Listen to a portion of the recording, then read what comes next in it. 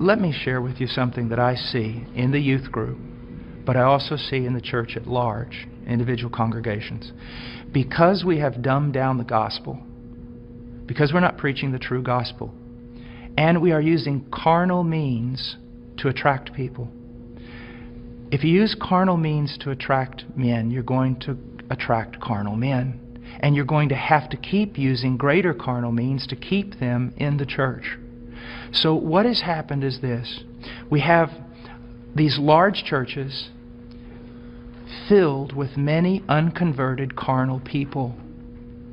But in those churches, we also have this small group of people that honestly want Christ. And they honestly want His Word. And they honestly want to be transformed. They don't need anything else. All they need is true worship of the true God and Scripture being preached to them and lived out before them. That's what they want. Now I want to tell you the great sin of the American pastor.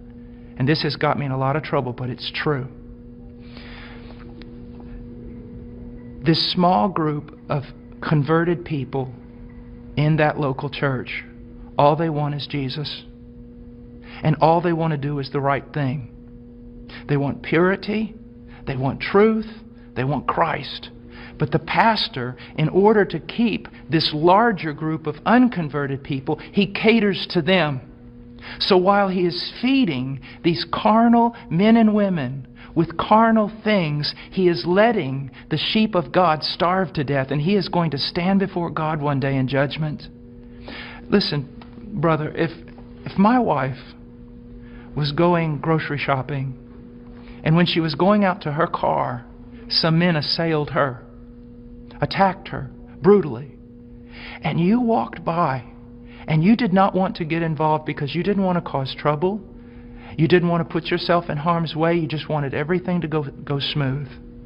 After all that was done, I would look for those men to deal with them. But I want you to know this, I'd look for you too.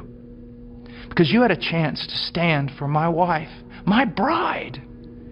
And out of self-preservation or wrong ideas, you did not do it. You're just as much responsible as those men who attacked her. And that's what's happening all throughout America with pastors. It's the bride of Christ. There are sheep in all these churches, many of them, even churches that seem somewhat heretical in places. You'll usually find a group of people who truly want Christ, but the leadership is catering to the carnal and letting the bride of Christ starve to death, impoverished. And that is wrong. And there's going to be judgment for it. And the same thing is happening to the youth.